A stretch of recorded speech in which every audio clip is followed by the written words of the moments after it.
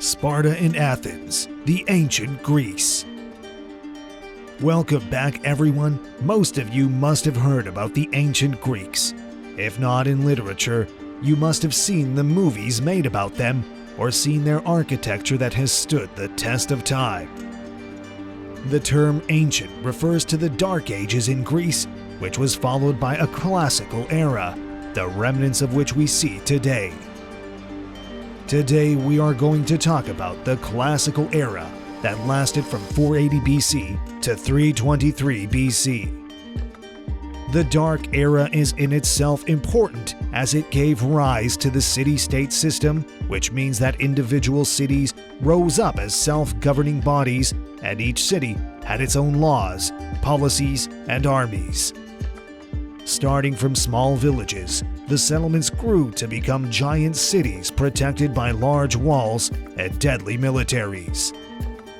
Among the various city-states, Sparta and Athens grew to be the leaders in the Greek world, and for most of the time, the politics of the region were governed by the relations between these two rival states.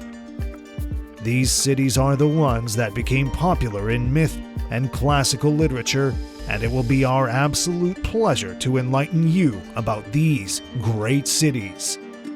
Before that, go ahead, like the video and subscribe to the channel to get instant updates. So without further ado, let's begin. Sparta. So we will begin with Sparta. Located in the modern-day Laconia, it is but a shadow of its former glory. Back in the old days, the Spartan culture revolved around war, which allowed them to become one of the most dominant powers in ancient Greece. The Spartan identity was centered around loyalty to the state and military service. From a modern-day perspective, their lifestyle was brutal, but this very culture allowed them to win so much fame and glory. The Spartan population consisted of three main groups: the Spartans, who were full citizens of the state and enjoyed every right and privilege. The second group was the Pericles. This group was neither a citizen nor a slave. Rather, they were craftsmen and traders that ran Sparta's economy and worked as craftsmen and traders.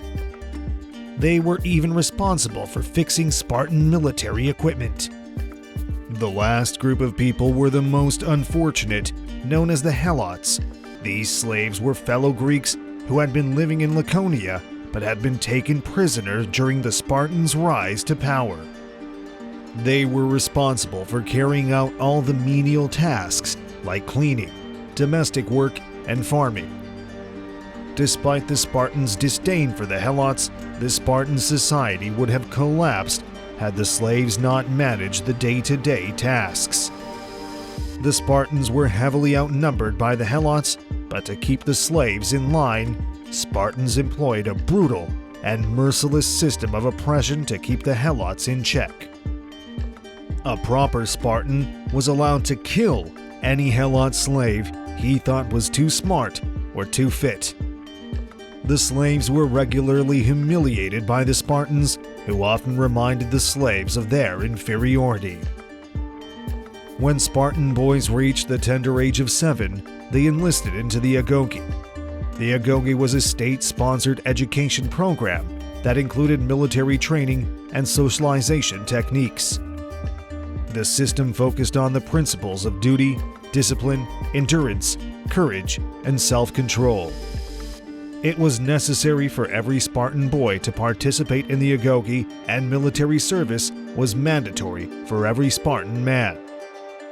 These men devoted their entire lives to their army and lived communally with other soldiers till they were around 30 years of age. The cardinal principle was that loyalty to the state came before anything else. Sparta was above even one's family and friends.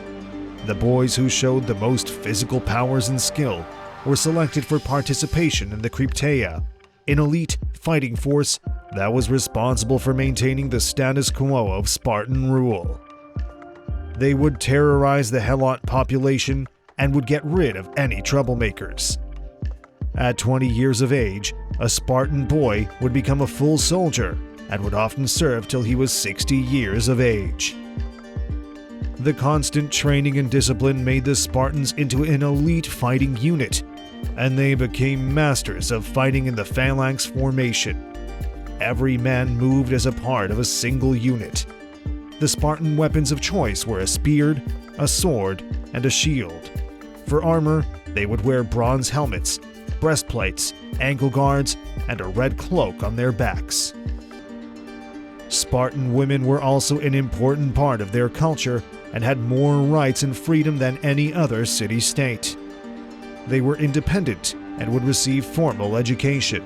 They could own property and would often engage in athletic competitions like javelin throwing, wrestling, and competitions of song and dance.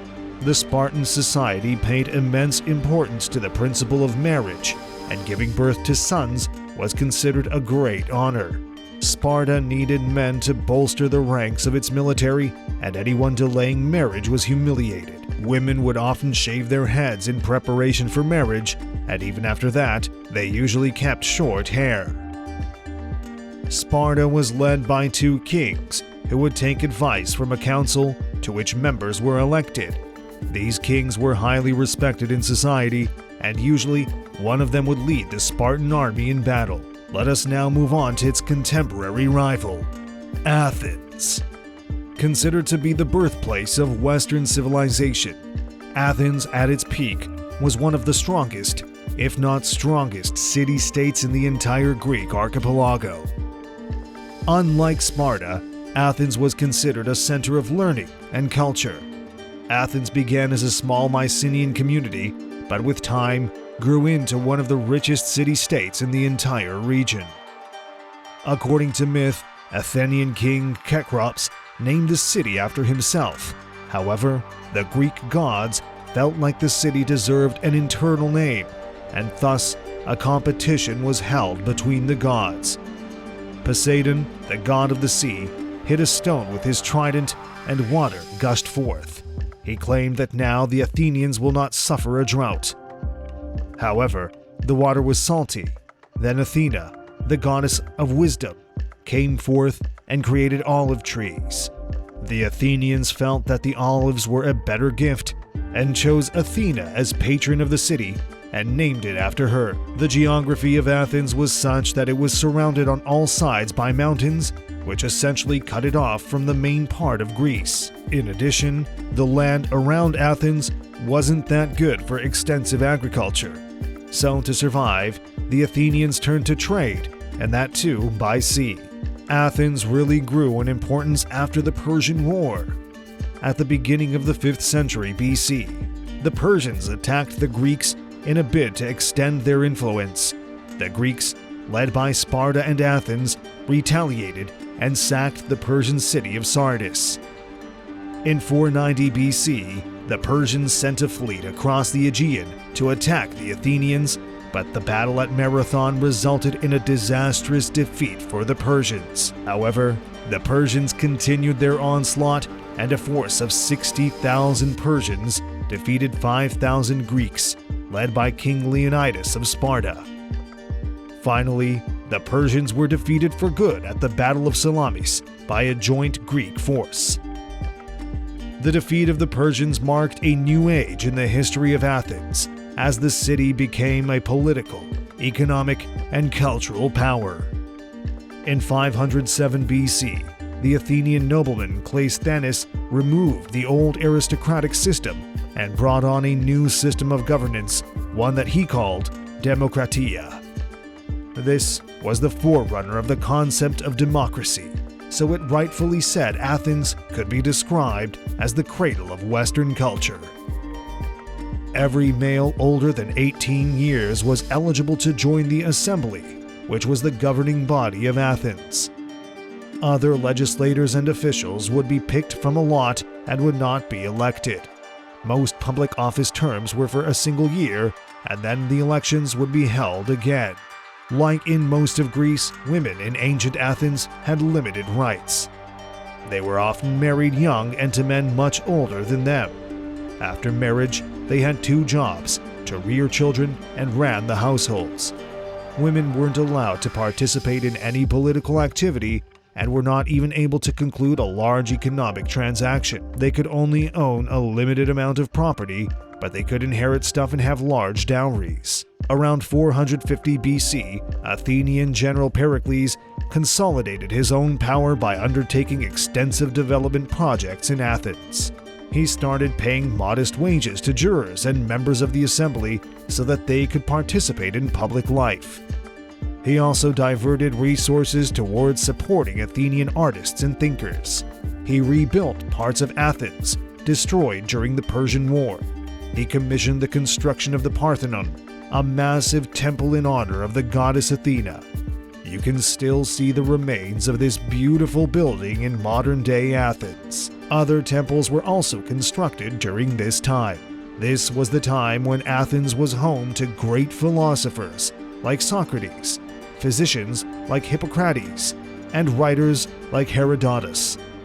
The works of all these amazing men have contributed to the development of their respective arts. Immense attention was paid towards the arts in Athens as dramatists like Aeschylus, Sophocles, and comic playwrights like Aristophanes won great renown for their work and plays. Such was the influence of Athens that it managed to form a confederation of states of which it was the leader. The initial plan was to counter Persian influence, but the Delian League only increased the influence of Athens in the region and made the city-state richer and more powerful than ever before.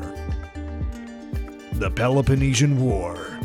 All the wealth and prestige gathered by Athens made them haughty and arrogant.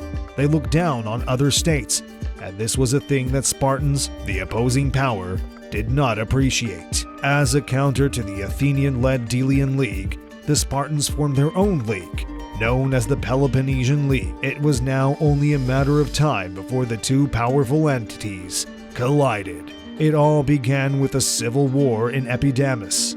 The unrest led to the involvement of one of Sparta's allies, Corinth. When Sparta was brought in for negotiations, Corcyra, a member of the Delian League and Corinth's rival city, attacked and seized Epidamus in a naval battle. Defeated, the Corinthians retreated to rebuild their fleet and plan a counterattack strategy. In 433 BC, tensions continued to mount as Corcyra officially sought Athens' support as it feared a direct conflict with Sparta was now inevitable. The Athenians thought on the proposal, and Pericles decided that a defensive alliance with Corcyra would be beneficial, and he sent a small fleet to help against the Corinthians. By the time the Athenians reached, the Corinthians had launched a full-fledged assault, but they retreated when they saw the Athenian colors. Now Corinth sought Sparta's support in the fight against Athens. Initially, Sparta was hesitant to enter into the conflict and even sent envoys to the Athenians for peace, but the idea didn't sit well with Pericles, who rejected all these proposals. Sparta took aggressive action and officially entered the war. The first 10 years of the war were known as the Archidamian War, after the Spartan king Archidamus. During this time, the Spartan slogan was "Freedom for the Greeks," and the aim was to dismantle Athenian influence over the city-states. The Spartans laid siege to Athens and destroyed the surrounding countryside. Pericles refused to face the Spartans head-on and instead focused the Athenian assault in naval battles where the Athenians saw success. However, in 430 BC, a plague broke out in Athens that killed around 2/3 of the population, including Pericles.